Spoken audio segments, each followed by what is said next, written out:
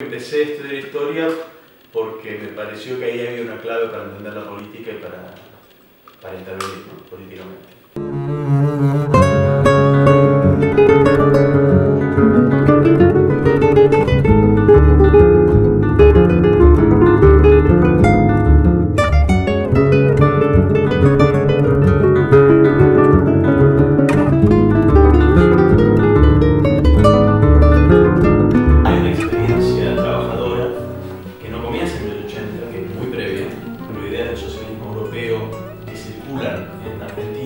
Circulan en un periódico afroargentino.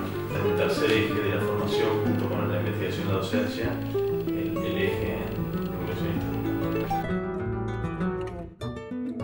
La biblioteca de un hermano mayor lo acercó a los temas políticos e históricos que más adelante estudiaría profesionalmente. Aquel interés lo llevó a anotarse en la UBA, donde con un colectivo llamado Historia Vulgar trabajó fuertemente la divulgación histórica. Allí se licenció y luego se doctoró en Londres. El 2001 y las nuevas narrativas históricas, la Revolución Rusa, la clase media y los sectores populares son algunos de sus temas. Docente en UBA, en la Universidad de San Martín e investigador independiente del CONICET, Premio Jusey en 2015, oriundo de José C. Paz, con ustedes, Ezequiel Adamowski.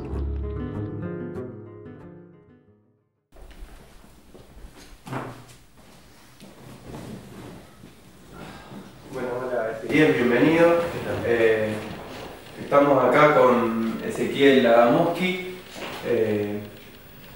La idea de estas entrevistas que estamos haciendo es un ciclo que con vos finalizaría, empezó con Raúl Franklin, siguió con Gabriel Di Meglio, y nuestra idea es, básicamente somos estudiantes del profesorado Joaquín B. González, y la idea que tenemos como importante es acortar la brecha que hay entre el mundo académico y el mundo de la escuela media. Bueno, para comenzar nosotros queríamos preguntarte por qué historia, o sea, por qué elegiste esta disciplina. Yo decidí estudiar historia muy chico. En segundo año de secundario ya estaba seguro que quería estudiar historia, a pesar de que me iba bastante mal en historia en el colegio. Y tuvo que ver con un proceso de descubrimiento de lo político y de interés por la política. Empecé a leer por esa época de la biblioteca de mi hermano mayor, que era militante del Partido Intransigente en ese momento. Empecé a leer textos políticos, históricos y de teoría política, y creo que empecé a estudiar historia porque me pareció que ahí había una clave para entender la política y para intervenir, ¿no?, políticamente.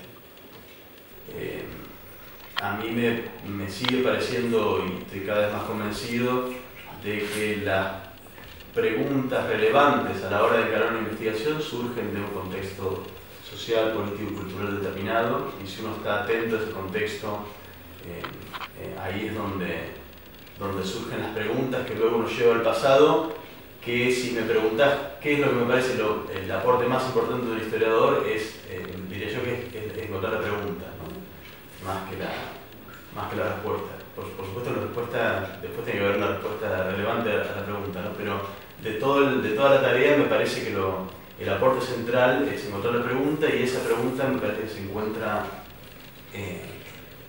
estando en sintonía y en contacto con una realidad presente, a pesar de que uno esté estudiando, me interesa si uno está estudiando el Antiguo Egipto, la Europa medieval o la historia reciente argentina, ¿no? En cualquier caso, me parece que las preguntas que dan lugar a buenos trabajos de historia surgen de una inquietud, diría, político existencial que es el presente, ¿no? Lo sepa uno o no, si uno lo sabe me parece que es mejor. Pero incluso creo que los historiadores que no saben esto, que no tienen esto de manera consciente, también están indagando en el pasado a partir de preguntas del presente. ¿Qué tipo de profesionales forman las universidades públicas y los profesorados, más allá de conocer en profundidad o no? Y si crees que hay algún déficit en esa formación.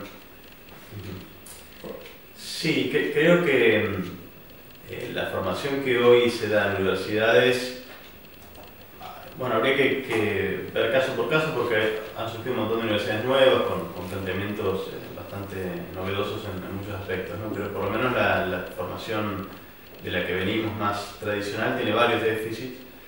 Marcaría algunos en lo estrictamente, en la misión propia que se han asignado esas universidades, que es la de formar básicamente investigadores. Por ejemplo, el déficit en metodología es enorme. No hay una enseñanza del oficio en el sentido más material y pedestre del término, que eso uno lo va aprendiendo a los tumbos a través de la experiencia.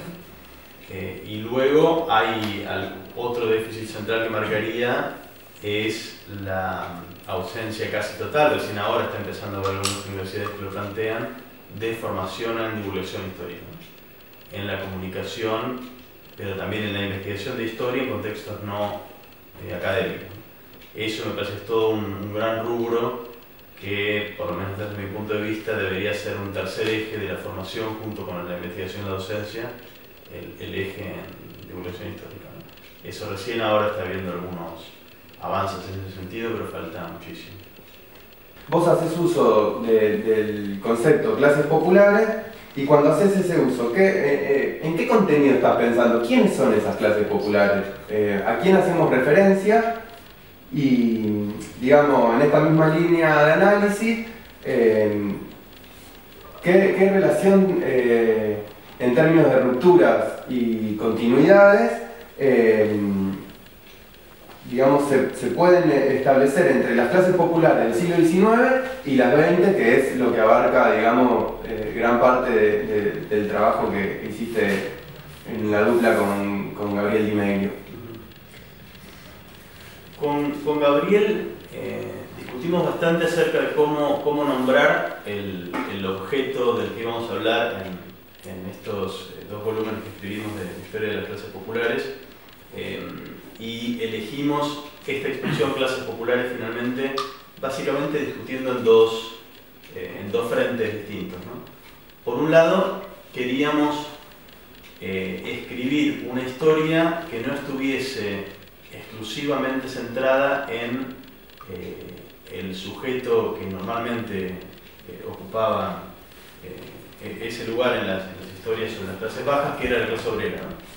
Queríamos que fuese una historia que, por supuesto, incluyera la experiencia obrera, pero también otro tipo de experiencias no obreras que son parte del mundo popular, sobre todo pensando que íbamos a arrancar de la época de la colonia, donde ni siquiera había obreros propiamente dichos, claro. Así que queríamos entonces corrernos un poco de una historia popular entendida como una historia obrera, ¿no? Y el segundo frente con el que estábamos discutiendo implícitamente era con el concepto de sectores populares, que fue también el concepto articulador de la historia de lo popular, por lo menos en el siglo XX, en la historiografía argentina, un concepto que más bien corría de escena el antagonismo social, ¿no? Nosotros queríamos volver a recuperar la centralidad del antagonismo en la explicación de la historia.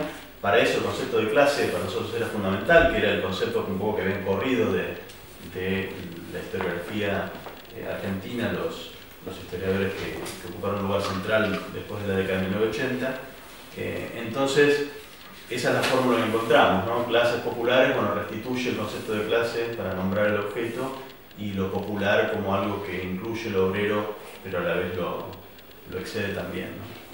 En este sentido pensamos cómo queríamos hacer un trabajo que tuviera un eje narrativo, y el problema que encontrábamos acá era que, a diferencia de las clases altas, donde uno puede contar una historia de una experiencia que por supuesto no es lineal, pero uno sí puede, digamos, encontrar un trayecto histórico con continuidad.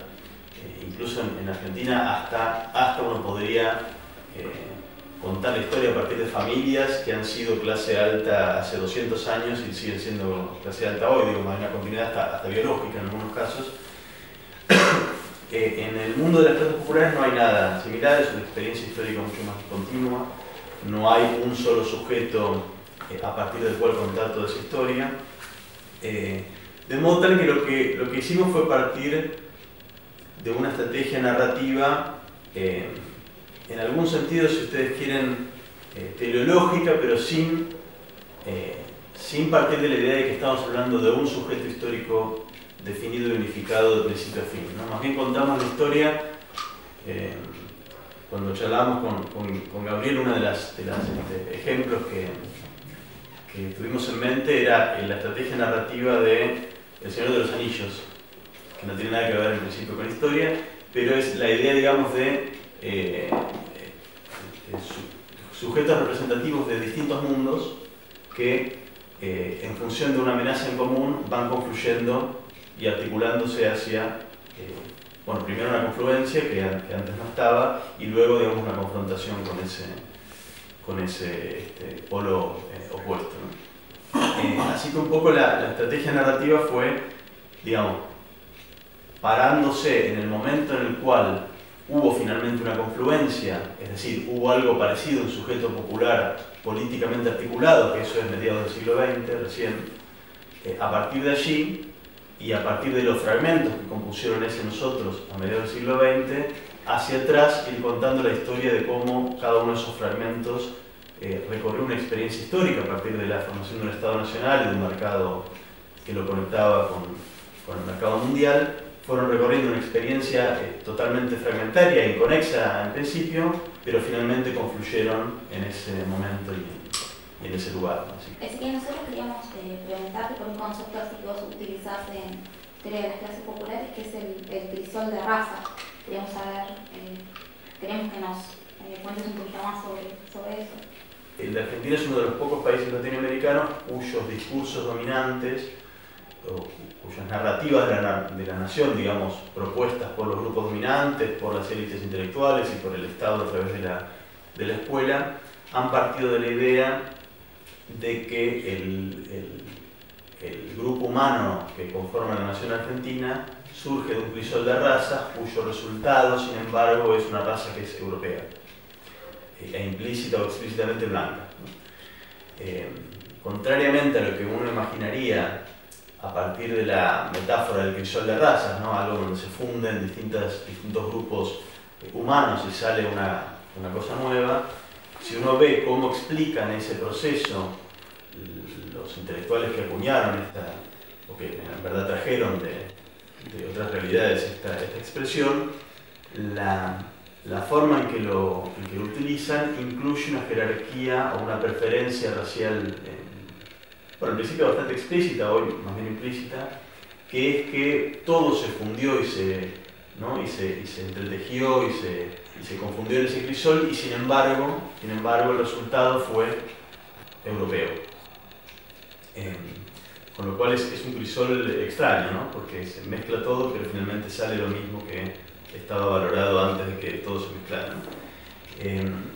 Esa es una idea entonces que trato en mi trabajo de discutir bastante, ¿no? La idea primero de que haya habido un crisol, en el sentido de que haya habido una fusión más o menos armónica de todos esos componentes. Me parece que está claro que no hay una fusión armónica ni siquiera hoy, ¿no? De todos esos componentes étnicos que componen la nación, y por supuesto también discutir la idea de que la nación argentina sea una nación excepcionalmente blanca y europea, una isla de Europa, digamos, en el continente latinoamericano. Nosotros veíamos que en Historia de la Clase Media vos haces foco en que la clase media surge más con un sentido político que social, ¿no? Y creemos que decís que esa clase media tiene una relación contrainsurgente, y queríamos saber a qué haces referencia. Bueno, yo traté de explicar algo en el libro que no sé si quedó bien explicado, porque a veces veo que en algunas lecturas por lo menos no termina de aparecer claro, que es la distinción entre el sujeto de carne y hueso, que en el libro yo llamo sectores medios a falta de una palabra mejor, porque no encontré una expresión más gráfica, y el discurso de clase media, ¿no? que son dos cosas, una distinción que trato de hacer y no siempre veo que esté del todo clara, planteando entonces que, contrariamente al prejuicio político contra la clase media, hay un rasgo muy visible de la experiencia de nuestro país, que es que durante todo el siglo XX han ocupado el centro de la escena política movimientos populares en los cuales lo crucial es la solidaridad entre sectores bajos y una parte de los sectores medios, ¿no? Desde el irigoyenismo en adelante, pasando por el peronismo, que también lo fue, o los años 70 con la participación de jóvenes sectores medios y jóvenes trabajadores, o la resistencia al neoliberalismo en los 90, un rasgo entonces dominante es que hay movimientos populares que a la vez animan identidades políticas populares en los cuales hay confluencia y no hostilidad entre sectores medios y sectores bajos. En este escenario, digamos, lo que traté de mostrar es cómo, justamente para contrarrestar estas solidaridades políticas que se venían tejiendo desde muy temprano en nuestra sociedad, aparece o se trata de instalar un discurso de clase media cuyo fin es contrahegemónico, por eso lo defino en ese sentido, porque de lo que trata es de producir una operación político-cultural que separe o que meta una cuña entre esos sectores que tejen lazos de solidaridad, digamos, tratando de convencer o persuadir a los sectores de trabajadores no manuales de que en verdad pertenecen a otro mundo social, a otra clase, y que por tanto no deben estar confundidos con la clase baja, ¿no? En ese sentido, digamos, lo que trata de apuntar mi trabajo es que el discurso de clase media es contrainsurgente y ha sido instalado por digamos, una operación político-cultural fechable y empírica, que uno la puede mostrar concretamente, que tiene esos rasgos, digamos, antiplebeyos, de oposición hacia el bajo pueblo, pero yo intento todo el tiempo distinguir que esto no refiere a las personas de sectores medios, ¿no? Que pueden o no estar capturadas por ese discurso, y muchas veces no lo están, ¿no? Sin embargo, es un discurso que opera y tiene una capacidad de generar efectos muy importantes, ¿no? Pero seguiría diciendo, incluso hoy, que el rasgo dominante de la política argentina es que ese discurso de clase media no termina de ser del todo efectivo, en el sentido de que las solidaridades entre sectores medios y sectores bajos siguen siendo un rasgo muy visible de la política nacional. Como venimos hablando, vos discendís con toda una línea de estudios que plantean, digamos, una modernización social, y preferís usar otro término como es la profundización del capitalismo, ¿no? ¿Qué diferencias hay entre estas dos concepciones? Bueno, modernización es un término que cada vez más me convenzo de que es una arma de guerra que hay que evitar como concepto en el análisis histórico, ¿no?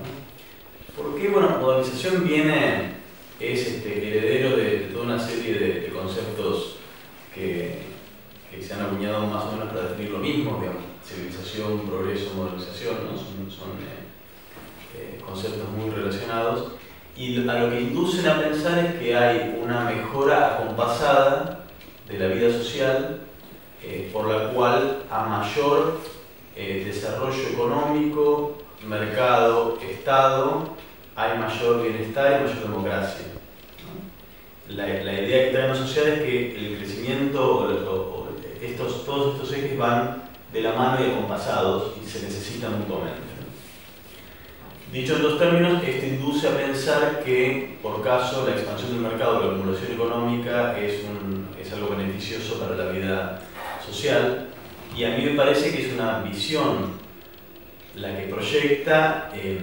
excesivamente rosa acerca de los procesos sociales, por decirlo de manera liviana, ¿no? Si uno analiza los procesos de cambio histórico, creo que efectivamente uno puede encontrar cambios en un sentido benéfico para la vida social, algo que uno podría llamar, digamos, entre comillas, progreso social o político y demás, pero a la vez uno puede encontrar otros cambios en un sentido exactamente inverso, que sucedan al mismo tiempo, y definitivamente no apoyaría, no diría que la acumulación económica y la expansión del mercado es benéfico para la vida social o que tiene algo que ver con la democratización de la sociedad. En este sentido, digamos, trato de discutir contra la idea de modernización y de no utilizar ese concepto como parte de mi propio herramental de conceptos, ¿no? En mi trabajo sobre la clase media y sobre las clases populares lo reemplazo por otro que es profundización del capitalismo, que no tiene una valoración necesaria, ¿no? Profundización no dice si eso es bueno o malo, modernización dice que eso es bueno, ¿no? Modernización es mejor que atraso, sabemos que ese proceso tenemos que valorarlo éticamente de manera positiva. Bueno, uno dice profundización del capitalismo, si te gusta el capitalismo, para vos es algo positivo, si no es algo negativo, pero no le imponen una valoración ética inevitable. Por supuesto, en mi propio trabajo, eso tiene una valoración negativa, ¿no? O no positiva, como diría vos.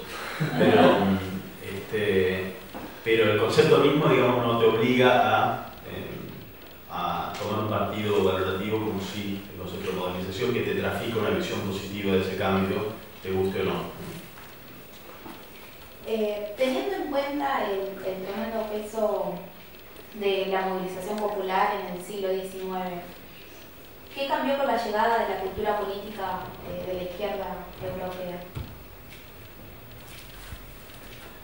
Hay una idea que con Gabriel Di Meglio tratamos de discutir en el trabajo sobre las clases populares, que es la idea de que la clase obrera nace con la inmigración europea, ¿no? Y que nace gracias a esas ideas que traen los inmigrantes. Queríamos evitar lo que siempre decimos con el famoso corte de 1880.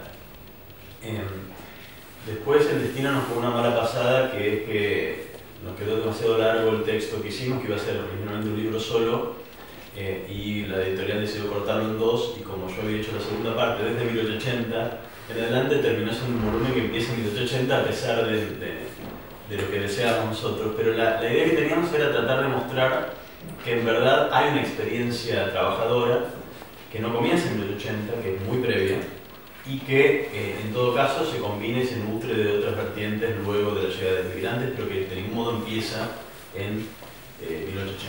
En este sentido, diría que, bueno, que es evidente que la llegada de una masa de trabajadores, sobre todo en la rama industrial, abrumadoramente extranjero, tuvo influencias muy importantes. Sin embargo, marcaría un par de cuestiones para complejizar un poco o contrarrestar esta visión. La primera es que normalmente uno tiende a pensar que las ideas del socialismo europeo ingresan con los cuerpos de los inmigrantes que las traen. Sin embargo, ya estaban presentes aquí, ya habían llegado. Algunos de los primeros debates, por ejemplo, ideas del socialismo europeo que circulan en Argentina, circulan en los periódicos, en un periódico afroargentino, por ejemplo. Entonces, si uno tuviera que pensar vectores del ingreso del socialismo europeo, bueno, no es solamente el anarquista catalán que termina acá, también los afroporteños ya habían tomado esas ideas y ya las estaban poniendo en circulación. Y en segundo lugar, el hecho de que las tradiciones y la cultura propia, criolla, previa a la gran inmigración, tuvieron también impronta muy fuerte en los recién llegados, ¿no? Por dar un solo ejemplo, el peso que tiene el criollismo y la figura del gaucho como la gran figura rebelde para los anarquistas, por ejemplo, a comienzos del siglo XX, bueno, eso viene directamente de la literatura criollista y más antiguamente incluso de la literatura gauchesca de la época de Rosas incluso de la independencia, ¿no? Con lo cual, la respuesta breve a la pregunta sería que, bueno, sin duda esos inmigrantes europeos trajeron una experiencia organizativa previa que fue crucial, sobre todo a la hora de armar sindicatos y demás, pero no habría que ser excesivamente cortante en la definición de una influencia unívoca y en el año 1880 como el comienzo prístino de la clase obrera argentina, ¿no? Bueno, teniendo en cuenta tus dos obras de referencia en cuanto a la historia argentina contemporánea, e intentando pensar la historia como una actividad vital, que sea constructora de identidades. Eso vos haces referencia en un artículo, digamos, y por ello, si es constructora de identidades, de guía para la acción. Te queríamos consultar qué buscas y qué te gustaría que resulte de tus investigaciones unos cuantos años después. Entonces, ¿cuál te gustaría que sea el resultado de todo ese laburo? Digamos, lo que mi fantasía en el momento de estar trabajando hoy es que lo que yo hago sirva para las personas comunes fuera de ambientes universitarios, para entender el mundo en el que viven, básicamente. Que sean narraciones que les ayuden a dar sentido un poco a la vida, a la experiencia de vida que cada uno tiene, aportando, digamos, escalas de análisis, escalas, digamos, geográficas y temporales, y también conceptuales, que a lo mejor desde la experiencia individual inevitablemente se escapan, ¿no? Y a la vez también, dentro de esa intención más general,